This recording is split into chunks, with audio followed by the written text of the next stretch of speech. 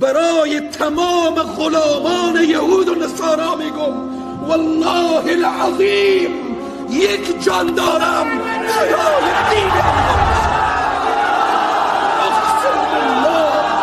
اقسم بالله به رب کعبه قسم که این دست با دست غلامان حلقه به گوش گذاشته نخواهد شد. به این عزیزان من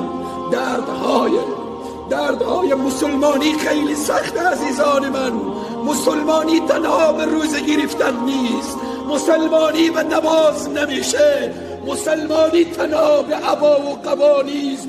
اسلامی که در او جهاد نبود او اسلام نیست، او فقط دست نشانده غرب و یهود و نصارا هست. در دلی که عشق جهاد نبود، در قلبی که عشق جهاد نبود، او قلب خانه شیطانه.